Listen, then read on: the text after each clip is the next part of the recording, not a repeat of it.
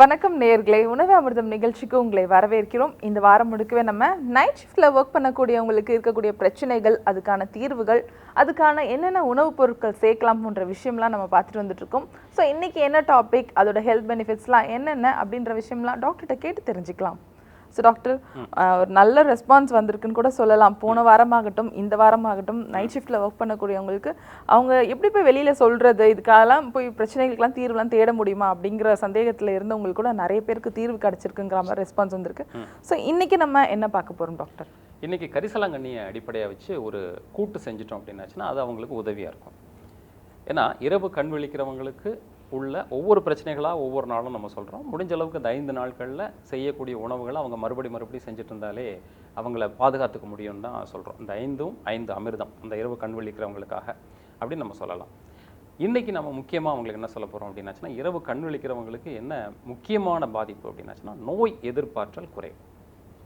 உடம்புல எதிர்ப்பாற்றல் குறைஞ்சு அவங்களாம் இரவு கண் விழிக்கிறவங்களாம் பார்த்தாச்சுன்னா லேசாக குளிர் காற்று அடித்தாலோ அல்லது தூசியில் போனாலோ தும்மல் வரும், அல்லது தோல் அரிப்பு வரும், அடிக்கடி சளி பிடிச்சிக்கும், ரொம்ப அடிக்கடி ஜுரம் வரும். இந்த மாதிரியான எதிர்ப்பாற்றல் குறைபாடுனால வரக்கூடிய நோய்கள் முற்றிய நிலையில் பல பெரிய நோய்கள் வருவதற்கும் வாய்ப்பு இருக்குது. அது வராமல் தடுக்கிறதுக்கான உதவியாக இருக்கக்கூடியது தான் இந்த கரிசலாங்கண்ணி கூட்டு. இந்த கரிசலாங்கண்ணி கூட்டுன்னு நம்ம சொன்னால் கூட இதில் 3 விதமான கீரைகள் நம்ம சேர்க்க போகிறோம். கரிசலாங்கண்ணி, பொன்னாங்கண்ணி, வல்லாரை, இந்த 3 கீரைகள் போடுறோம்.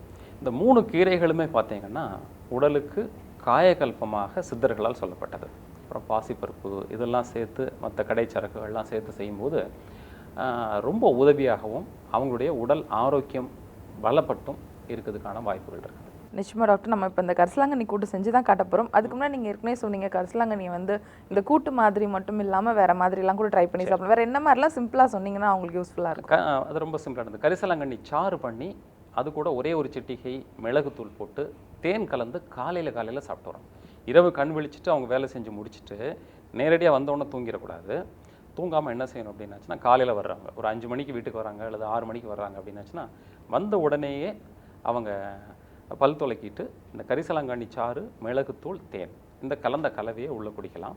அப்படி இல்லைன்னா கரிசலாங்கண்ணியை நிழலில் காய வச்சு பொடி பண்ணி 100 கிராமுக்கு 15 கிராம் மிளகு பொடியை அதில் கலந்து ஒரு டப்பாவில் போட்டு வச்சுட்டாங்கன்னா, காற்று போகாமல் வச்சுட்டோம்னா, ஒரு தேயிலை கரண்டி அளவுக்கு எடுத்து தேனும் கலந்து சாப்பிட்லாம். அவங்க வீட்டிலேயே கரிசலாங்கண்ணி இலை இருந்தது அப்படின்னாச்சுன்னா அதை வாயில் போட்டு மென்று சாப்பிட்லாம். இது வள்ளலார் மூலிகைன்னு பேர். வள்ளலார் வந்து இந்த கரிசலாங்கண்ணி அவ்வளவு சிறப்பாக சொல்கிறார். உயிரையும் காத்து மனதையும் பக்குவப்படுத்தி வாழ்நாளை நீட்டிக்க செய்யும் அப்படின்னு ரொம்ப தெளிவாக சொல்கிறார். அதனால் கரிசலாங்கண்ணியை அவங்க முறையாக பயன்படுத்தி ஆகணும். ரொம்ப இன்ட்ரெஸ்டிங்காக இருந்தது டாக்டர். நிச்சயமாக எல்லாம் ட்ரை பண்ணி பார்ப்பாங்க. நான் இப்போது கரிசலாங்கண்ணி கூட்டு எப்படி செய்கிறதுன்னு காட்டிட்டேன் பார்த்துட்டு. ஸோ நேர்களே, இப்போ நம்ம கரிசலாங்கண்ணி கூட்டு எப்படி செய்கிறதுங்கிறத பார்க்கலாம்.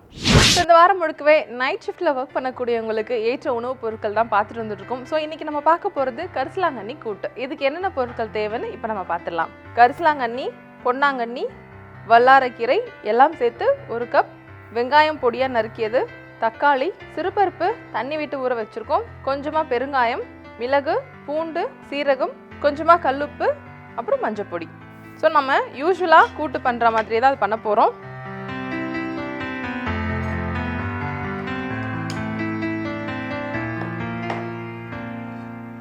ஸோ பேன் வச்சாச்சு, கொஞ்சமாக எண்ணெய் விட்டுக்கிறேன்.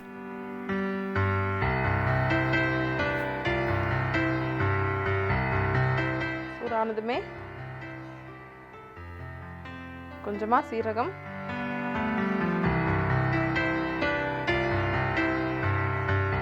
மிளகு பொடிச்சு போடுறதா இருந்தாலும் நீங்கள் பொடிச்சு ஆட் பண்ணிக்கலாம். ஸோ இது பொரியட்டும். ஸோ சீரகமும் மிளகும் நல்லா பொரிய ஆரம்பிச்சிருச்சு. இப்போ நான் வெங்காயம் ஆட் பண்ணிக்கிறேன்.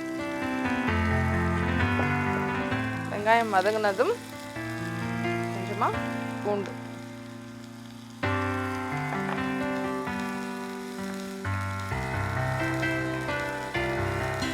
அடுத்ததான் தக்காளி சேர்த்துக்கலாம். தக்காளி சேர்த்ததுமே நம்ம உப்பையும் மஞ்சத்தூளையும் ஆட் பண்ணிக்கலாம்.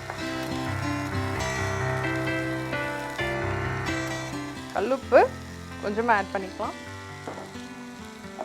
அடுத்ததான் மஞ்சத்தூள்.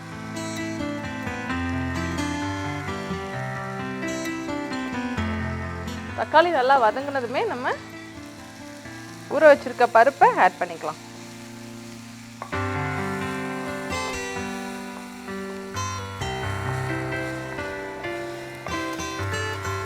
தக்காளி நல்லா ஸ்மாஷ் ஆனவுடனே சிறுபருப்பை ஆட் பண்ணிக்கலாம்.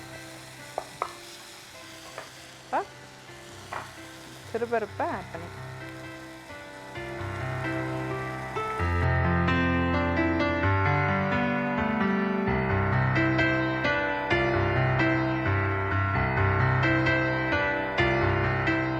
நான் இன்னும் கொஞ்சம் தண்ணி இப்போது சேர்த்துக்கிறேன்.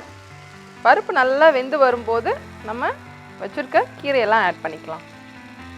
கரிசலாங்கண்ணி, பொன்னாங்கண்ணி, வல்லாரை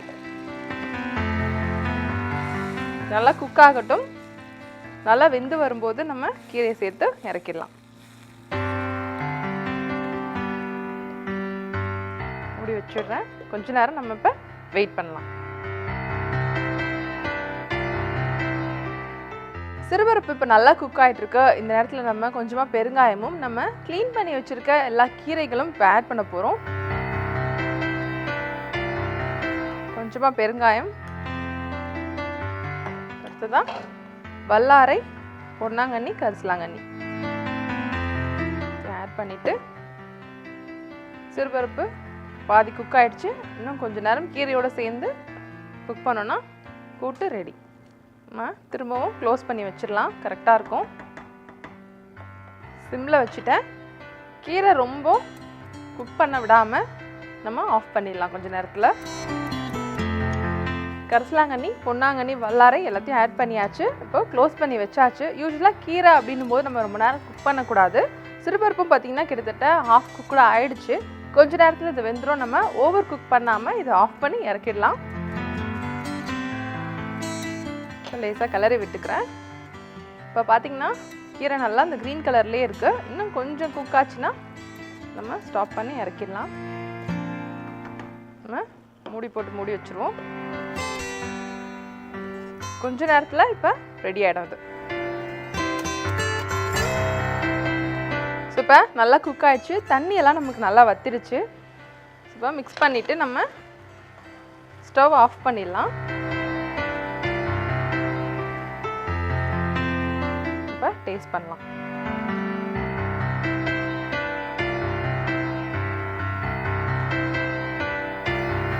மிளகு அப்படியே ஃபுல்லாக இருக்குது. உங்களுக்கு வேணும்னா நீங்கள் பொடிச்சும் இதில் சேர்த்துக்கலாம்.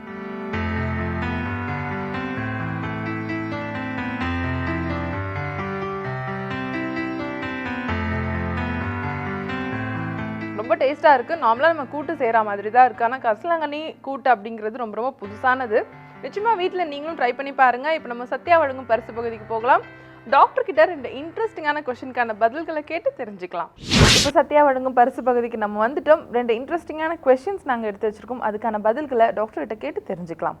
ஸோ டாக்டர், முதலாவதாக பார்த்தீங்கன்னா கோமதி திருநெல்வேலியிலேருந்து எழுதியிருக்காங்க. அவங்க என்ன எழுதியிருக்காங்கன்னா, அவங்களுக்கு வந்து கால் மூட்டு வலியும் இடுப்பு வலியும் தொடர்ந்து இருந்துக்கிட்டே இருக்குது. ஆனால் நான் வந்து மருந்து எதுவும் நான் எடுத்துக்கல, டெம்பரரி ரிலீவர் மட்டும் நான் யூஸ் பண்ணிக்கிறேன். பெயின் கில்லர் இல்லைன்னா ஏதாவது ஆயின்மெண்ட் மட்டும் அங்கே தடவிட்டு நான் யூஸ் பண்ணிக்கிறேன். இதுக்கு நிரந்தர தீர்வு நான் எப்படி தேடி போகிறதுன்ற மாதிரி கேட்டிருக்காங்க. என்ன மாதிரியான மெத்தட்லாம் அவங்க நிரந்தர தீர்வு எடுத்துக்கலான்னு கேட்குறாங்க. பொதுவாக இந்த மூட்டு வலி அப்படிங்கிறது பல காரணங்களால் வருது. எதனால் வருதுன்னு அவங்க தெரிஞ்சுக்கணும் முதல்ல. ஏன்னா திருநெல்வேலியில் நிறைய சித்த மருத்துவர்கள் இருக்கிறாங்க. அவங்கள்ட்ட பார்த்து வைத்தியம் பண்ணிக்கிறது சிறப்பு. ஆனால் நம்ம பொதுவாக இந்த மூட்டு வலிக்குன்னு அவங்களுக்கு சொல்லக்கூடிய தீர்வாக நம்ம என்ன செய்கிறது அப்படின்னாச்சுன்னா, ஒரு 4 மாதத்துக்கு ஒரு முறை பேதி மருந்து சாப்பிட்றது நம்ம சொல்லுவோம். மறுபடியும் இந்த நிகழ்ச்சியில் சொல்கிறோம். விளக்கெண்ணெய், இஞ்சிச்சாறு, தேன் ஒவ்வொன்றும் 3 அல்லது 4 தேக்கரண்டி அளவுக்கு இளம் வெந்நீரில் கலந்து 4 மாதத்துக்கு ஒரு முறை சாப்பிடணும். முதல்ல அவங்க இதை எப்போ ஓய்வு இருக்கோ அதை சாப்பிடட்டும். வாரம் ஒரு முறை எண்ணெய் தேய்ச்சி குளிக்கிறது. உடம்புல காற்று தங்காமல் பார்க்குறது. வாயு கூடுதலான பொருட்களை நம்ம சாப்பிட்றது அப்படிங்கிறது இந்த வலி நிரந்தரமாக உடம்புல தங்கி இருக்கிறதுக்கு உதவியாக இருக்கும். அதனால் அந்த வாயு பொருட்களை முழுமையாக நீக்கணும். வாழைக்காய், முற்றிய கத்திரிக்காய், அதுக்கப்புறம் பட்டாணி, மொச்சை, அப்புறம் கோதுமை, அப்புறம் வந்து பால், இந்த பொருட்கள்லாம் உடம்புல மந்தத்தை ஏற்படுத்தி, மந்தம் அப்படிங்கிறது பெரிய விஷயம் இல்லை, உடம்புல செரிமான சக்திக்கு அதிகமாக அல்லது செரிமானத்திற்கு ஒத்துக்கொள்ளாத பொருட்கள் உடம்புக்குள்ளே போகும்போது குடலில் மந்தம் ஏற்படுது. இந்த மந்தம் கொஞ்சம் கொஞ்சமாக வாயுவாக மாறி மூட்டுக்களில் நிரந்தர வலியை ஏற்படுத்துறதுக்கு உதவியாக இருக்குது. அதனால் இந்த மந்தத்தை நீக்கக்கூடிய பொருட்களை நம்ம உணவில் அதிகமாக சேர்த்துக்கணும். நிச்சயமா டாக்டர். அடுத்த கேள்வி பார்த்தீங்கன்னா தங்கவேல் காரைக்குடியிலேருந்து எழுதியிருக்காங்க, மறதிக்கு சித்த வைத்தியத்தில் மருந்து உண்டா டாக்டர் அப்படின்னு கேட்டு. மறதிக்கு நம்ம மருந்து அப்படிங்கிறது மாத்திரம் நம்ம நம்பினால் அவ்வளோ பிரயோஜனப்படாது.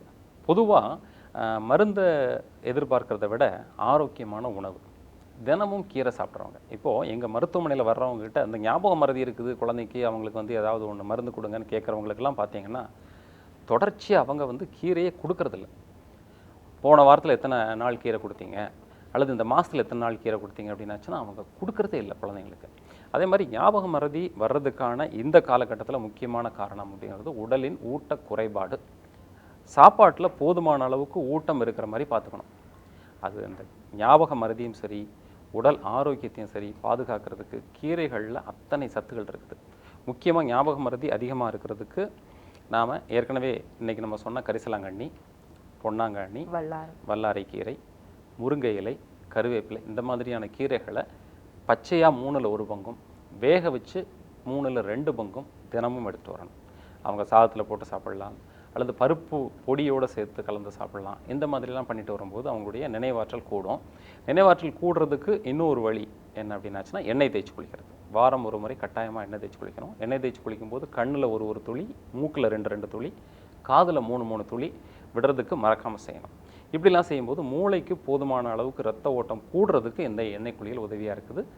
இயல்பான நினைவாற்றல் வர்றதுக்கு ஒரு வழியை வகுக்கிறதுயாக இருக்கும். நிச்சயமா டாக்டர், 2 முக்கியமான விஷயம் இன்னைக்கு பார்த்துருக்கோம். அது மட்டும் இல்லாமல் முக்கியமான டிஷ்ஷும் பார்த்துருக்கோம். ரொம்ப ரொம்ப தேங்க்ஸ் டாக்டர். நன்றி. ஸோ நேர்களே, இந்த வாரம் முழுக்கவே நம்ம நைட் ஷிஃப்ட்டில் வேலை பார்க்குறவங்களுக்கு ஏற்ற உணவு வகைகள் பார்த்துட்டு இருக்கோம். ஸோ நாளைக்கும் இந்த மாதிரி இன்ட்ரெஸ்டிங்கான ஒரு ரெசிபியோட நாங்கள் உங்களை சந்திக்கிறோம்.